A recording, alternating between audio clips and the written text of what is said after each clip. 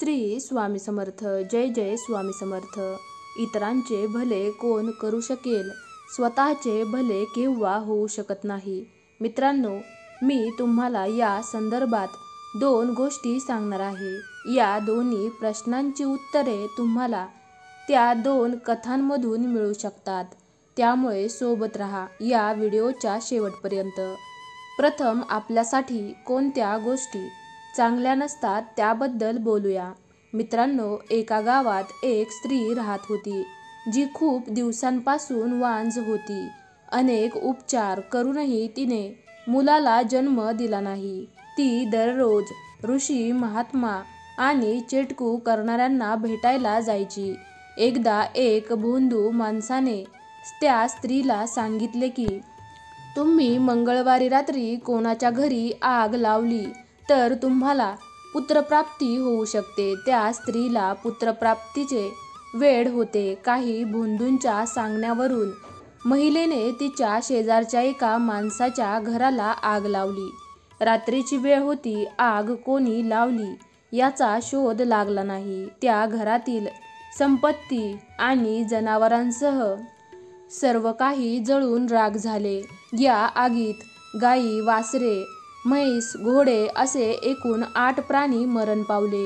काही दिवसांनी तिच्या घरी ती आई बनली. तिला मुलगे होऊ लागले. हळूहळू ती 8 मुलांची आई झाली. आता ती बाई खूप खुश झाली होती. तिच्या या कृत्याबद्दल तिच्या म्हाताऱ्या सासऱ्याला कळाले की एका भोंदूच्या सांगण्यावरून तिने शेजारच्या घरात आग लावली आणि 8 मुकी जनावरे मारली गेली.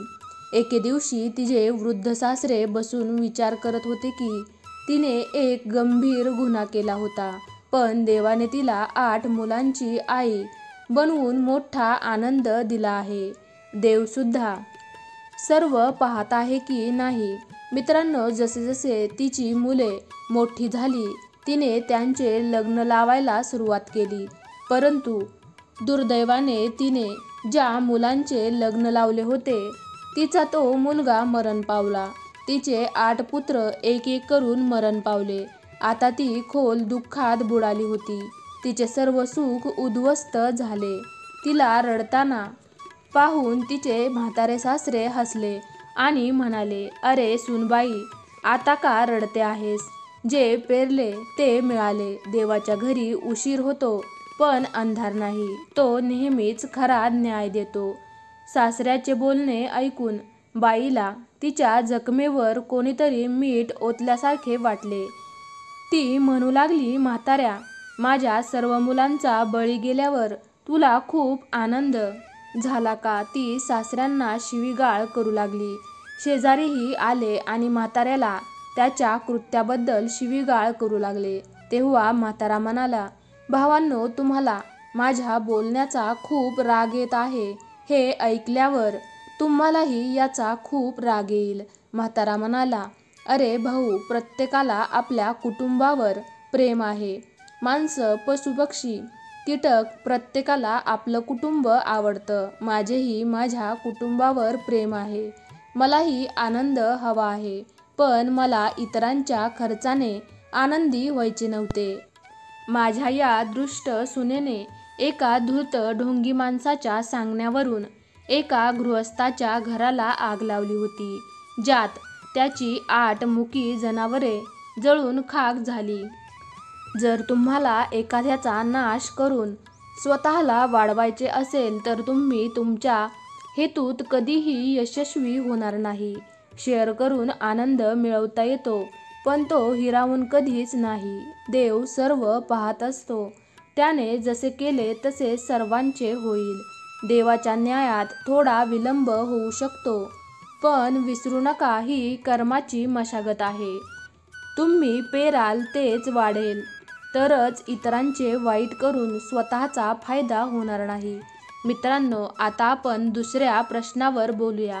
दुसऱ्यांचे भले कोण करू शकेल?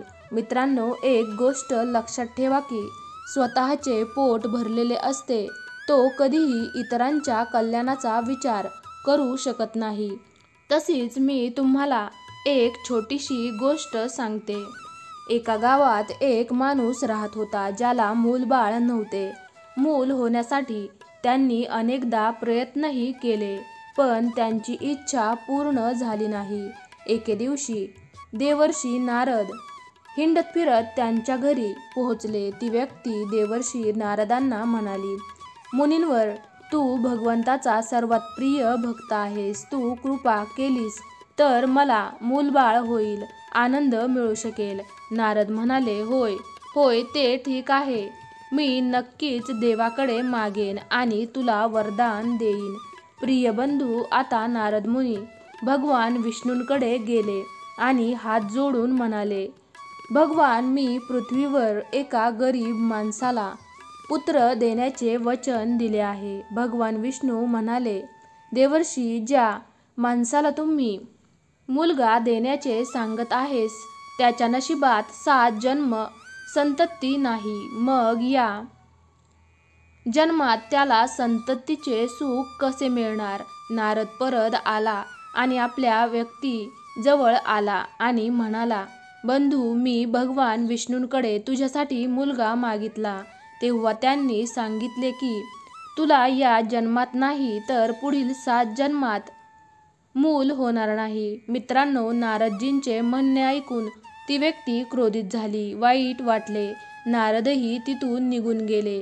त्याच गावात आणखीन एक तपस्वी संन्यासी आले होते. तोही खूप प्रगत होता. अनेक वर्ष त्यांनी दुसरे कोणतेही अन्न ग्रहण घेतले नव्हते. तो महात्मा व्यक्ती त्याच्याकडे धावत आली आणि त्याच्यासाठी जेवणही तयार केले.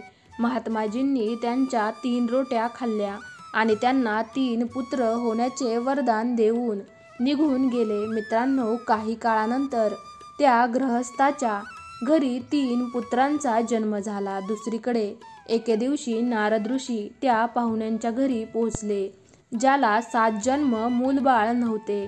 त्याच्या घरात 3 मुले खेळत असल्याचे त्यांनी पाहिले. हा चमत्कार कसा घडला?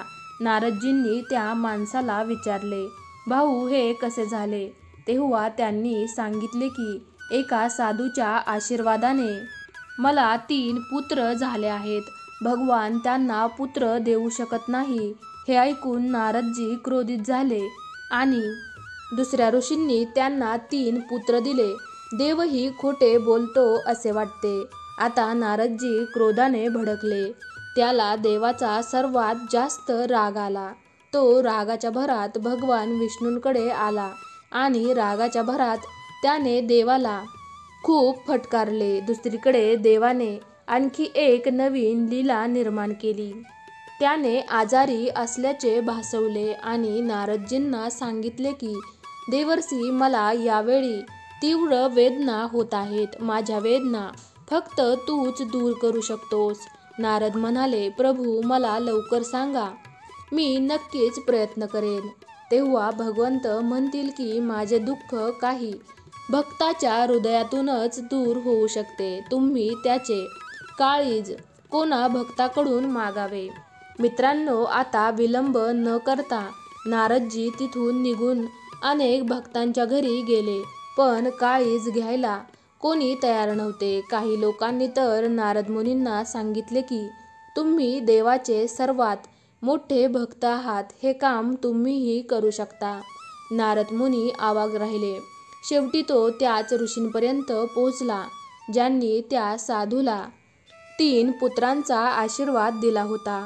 नारदजींनी त्यांना संपूर्ण कथा सांगितली की देवाला असाध्य रोग झाला आहे, जो केवळ भक्ताच्या हृदयानेच बरा होऊ शकतो. मित्रांनो, नारदजींचे म्हणणे ऐकून ते महात्माजी क्षणाचाही विलंब न लावता त्यांच्यासोबत गेले आणि भगवंताकडे गेले आणि म्हणाले, हे भगवान, मी तुमची सेवा करायला तयार आहे. माझे जे काही भाग तुझे दुःख दूर करायचे आहे ते माझे हृदय काढून टाक आणि तुझे दुःख दूर कर. मित्रांनो, त्या भक्ताची देवाप्रती असलेली भक्ती पाहून भगवंत खूप आनंदित झाले आणि नारदजींना म्हणाले, देवर्षी, तुम्ही माझे भक्तही होता, पण हे काम तुम्हाला करता आले नाही. आता तुम्हीच सांगा, मी अशा भक्ताच्या बोलण्याकडे दुर्लक्ष करू शकतो का, असे महापुरुषच निपुत्रिकांना संतती देऊ शकतात. अशा भक्तांचे शब्द कधीच खोटे नसतात. असे महापुरुष लेखकाचे लेखनही बदलू शकतात. ज्यांच्या शरीराच्या प्रत्येक छिद्रात भगवंत वास करतो आणि जो निस्वार्थ आहे आणि त्याला स्वतःची कोणतीही इच्छा नसते, तोच इतरांचे भले करू शकतो. मित्रांनो, देवाचे म्हणणे ऐकून नारद मुनींना खूप लाज वाटली आणि देवाकडे क्षमा मागून ते तिथून निघून गेले. दर्शकांनो, तुम्हाला कथा कशी वाटली? श्री स्वामी समर्थ. जय जय स्वामी समर्थ. तुम्हाला आजची ही कथा आवडली असेल तर कमेंट बॉक्समध्ये नक्कीच कमेंट करून कळवायला विसरू नका. तुम्ही जर श्री स्वामी समर्थांचे खरे भक्त असाल तर कमेंट बॉक्समध्ये स्वामी आई मी तुझे बाळ असे कमेंट करा. चला तर मग पुन्हा लवकरच भेटूयात अशाच एका नवीन व्हिडिओमध्ये. तोपर्यंत तुम्ही सर्वांनी आजचा हा व्हिडिओ पाहिल्याबद्दल तुमच्या सर्वांचे